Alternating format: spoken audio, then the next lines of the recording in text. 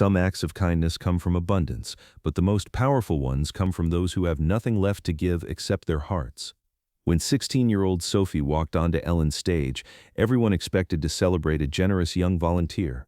Nobody expected to discover that her generosity was born from understanding exactly what it meant to need someone to care. It was a warm Wednesday morning at Warner Bros. Studios in Burbank, and the Ellen DeGeneres show was buzzing with its characteristic energy.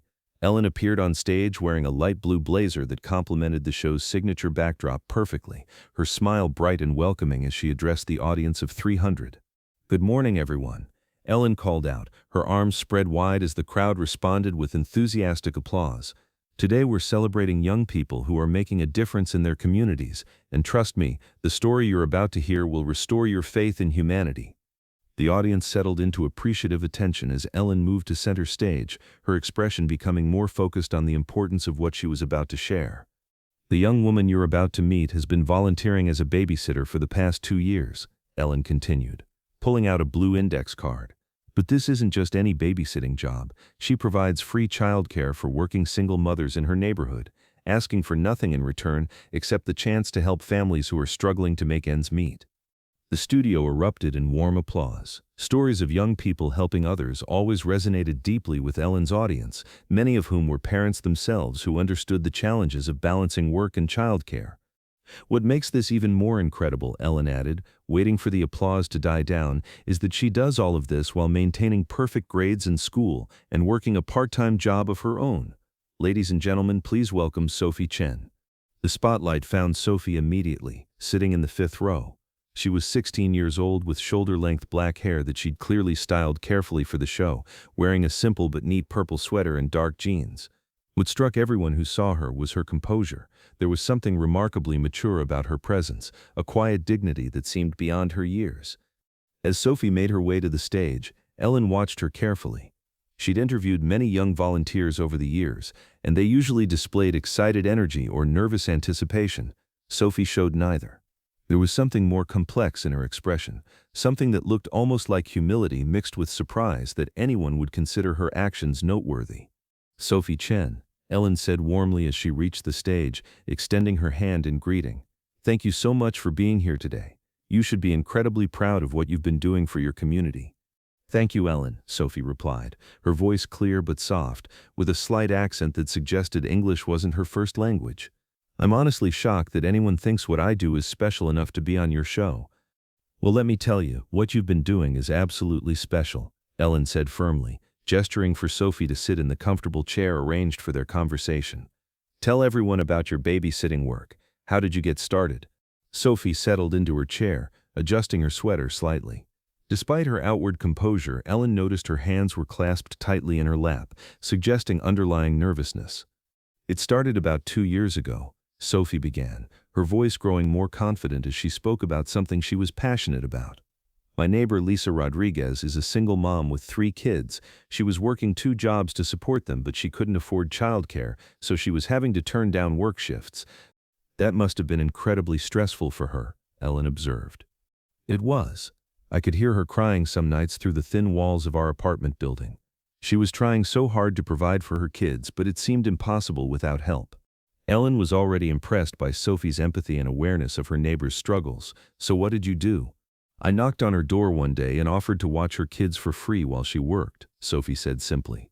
"She was hesitant at first. I think she was worried about accepting charity. But I convinced her that I enjoyed spending time with children and that it would actually help me too." "How would it help you?"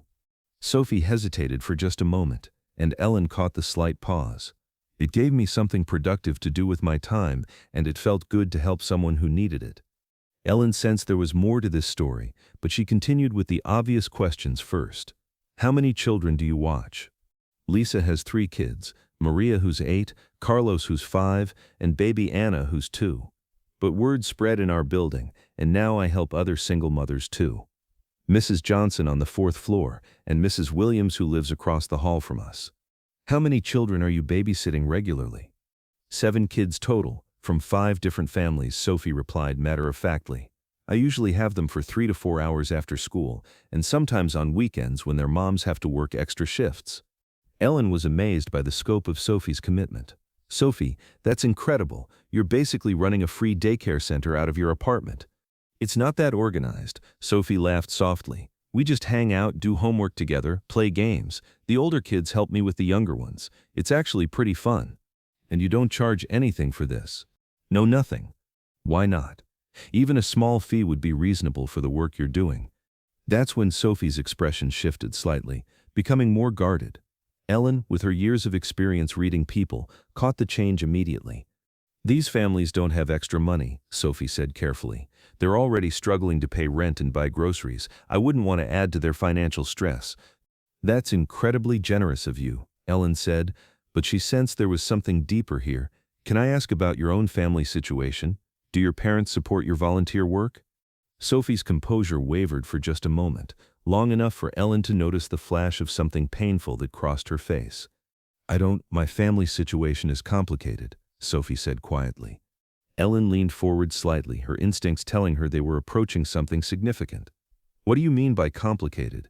Sophie was quiet for several seconds, clearly wrestling with how much to reveal. When she spoke again, her voice was barely above a whisper.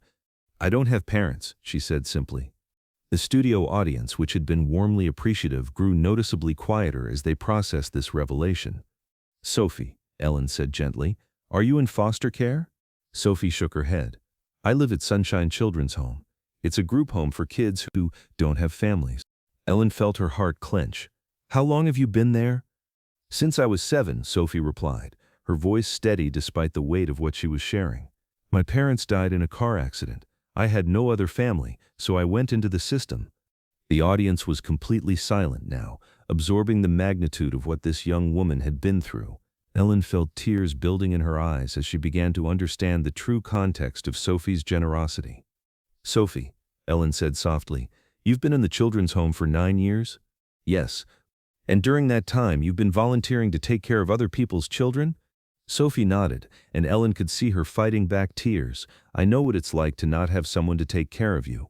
I know what it's like when your mom has to choose between working and being with you. These kids, they get to go home to their moms every night. I just want to make sure they have someone safe to be with until that happens. Ellen was struggling to maintain her own composure. Sophie, you're giving these families something incredibly precious, your time, your care, your love, and you're doing it from a place of understanding loss yourself. I guess so, Sophie said quietly, but it doesn't feel like I'm giving anything up. Taking care of them makes me feel useful, like I matter to someone. Ellen had to pause for a moment, overwhelmed by the profound loneliness and strength she heard in Sophie's words. You absolutely matter, Sophie, to those children, to their families, to everyone who knows what you're doing. Thank you, Sophie whispered, wiping her eyes with the back of her hand. Ellen was quiet for a moment, processing everything she'd learned. Then something occurred to her. Sophie, can I ask what happens when you turn 18? What are your plans? Sophie's face fell, and Ellen immediately knew she'd touched on something painful. I age out of the system when I turn 18, Sophie said, her voice becoming smaller. That's in about 8 months. What does that mean exactly? It means I have to leave the children's home. I'll be on my own. Ellen felt a chill run through her. Do you have somewhere to go? Sophie shook her head. I'm trying to save money from my part-time job at the grocery store, but it's hard to save enough for an apartment deposit and first month's rent. Mrs. Patterson, she runs the children's home. She's been trying to help me figure it out, but what? But there are so many kids aging out of the system and not enough resources to help them all transition. Some kids end up homeless for a while. Some find their way, some don't. Ellen was horrified by the casual way Sophie discussed the possibility of becoming homeless. Sophie, are you scared about turning 18? Sophie was quiet for a long moment, clearly fighting to maintain control. Terrified, she whispered finally. But I try not to think about it too much. I just focus on today, on the kids I'm taking care of, on getting through school. Is that why you volunteer so much? To keep yourself busy so you don't think about the future? Maybe partly, Sophie admitted, but also because I know what it feels like to wonder if anyone cares about you. These kids, they have moms who love them, but sometimes their moms have to work and can't be there. I want them to know that even when their mom isn't there, someone still cares about them. Ellen was crying openly now, and she could see that much of the audience was too. This young woman, facing an uncertain and frightening future, was spending her time ensuring that other children felt loved and cared for. Sophie, Ellen said, her voice thick with emotion, have you ever been adopted? Has anyone ever expressed interest in making you part of their family? Sophie's expression became even more vulnerable. When I was younger, yes, people are interested in adopting young children, especially little kids, but as you get older, she trailed off. As you get older, what? As you get older, people don't want you anymore. They want babies or toddlers. They want kids they can raise from the beginning, not teenagers who come with problems and baggage. Ellen felt her heart breaking all over again. Sophie, you don't have problems and baggage, you have experiences that have made you incredibly compassionate and mature. That's not how most people see it, Sophie said matter-of-factly. I've been to meet-and-greet events, adoption fairs. People look at you differently when you're 16. They wonder what's wrong with you, why no one wanted you before. That's their loss, Ellen said firmly. Any family would be incredibly lucky to have you. Sophie gave her a sad smile. That's kind of you to say, but I've made peace with it. I'm going to focus on finishing high school, maybe going to community college if I can afford it, finding a stable job. I'll figure it out. Ellen was quiet for several moments, processing everything Sophie had shared. Then she made a decision that would change everything. Sophie, Ellen said, I need to tell you something. When you were nominated for this show, several people wrote to us about your volunteer work, but one letter was particularly special. Sophie looked confused. What do you mean? Lisa Rodriguez, your neighbor, didn't just write to nominate you. She wrote to tell us that you've become like a daughter to her family, that her children ask for Sophie when they're scared or hurt, that you've brought stability and love into their lives when they needed it most. Sophie's eyes filled with tears. Lisa wrote to you? She did. And Sophie, she's here today. Ellen gestured toward the audience, and Lisa Rodriguez stood up from her seat in the fourth row. She was a woman in her early 30s with kind eyes and hands that showed the wear of hard work. When she saw Sophie, her face lit up with genuine love and pride. Lisa, Sophie called out, her voice breaking with emotion. Lisa made her way to the stage quickly, and the moment she reached Sophie, she pulled the teenager into a fierce hug. Mija, Lisa whispered, using the Spanish term of endearment for daughter, you have no idea how much you mean to our family. Sophie was sobbing now, holding on to Lisa like she was afraid to let go. I love your kids so much. They've made me feel like I have a family. You do have a family, Lisa said firmly, pulling back to look at Sophie's face. You have us. My children call you their big sister. I think of you as my daughter. Ellen watched this reunion with tears streaming down her face. Lisa, tell Sophie what you told me when you called yesterday. Lisa turned to Sophie, taking her hands. Sophie, when Ellen's people called to tell me you were going to be on the show, I told them something I've been wanting to tell you for months. What? I told them that if I could afford it, if I had the resources, I would adopt you in a heartbeat. You've been more of a blessing to our family than you could ever know. Sophie stared at Lisa in shock. You would want to adopt me? In a second, Lisa said without hesitation, but as a single mother barely making ends meet, I can't afford the legal fees, the home studies, all the requirements. I wish I could, but… Lisa, Ellen interrupted gently, what if I told you that money doesn't have to be the obstacle? Both Sophie and Lisa turned to look at Ellen with confusion. What do you mean? Lisa asked. Ellen reached into her jacket pocket and pulled out an envelope. Lisa, I've been in contact with several family law attorneys who specialize in adoption. They've agreed to handle all the legal work pro bono, and I'd like to cover all the associated costs, home studies, court fees, everything. Lisa's mouth fell open. Ellen, are you serious? Completely serious. Sophie, Lisa wants to make you officially part of her family. Would you like that? Sophie looked between Ellen and Lisa as if she couldn't quite believe what she was hearing. You mean, you want to be my mom, legally?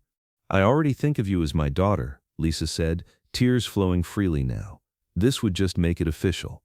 Sophie threw her arms around Lisa again, sobbing with joy and relief. Yes, I want that more than anything. Ellen gave them a moment to hold each other, then addressed the audience. Ladies and gentlemen, sometimes the most beautiful families aren't born, they're chosen. Sophie has been choosing to be part of Lisa's family for 2 years, taking care of her children, supporting her when she needed help. Now Lisa is choosing to make Sophie officially her daughter. The audience erupted in thunderous applause, many people openly crying as they witnessed this moment of chosen family love. But Ellen wasn't finished. She reached into her other pocket and pulled out another envelope. Sophie, I have one more thing for you, Ellen said. This is a college scholarship fund.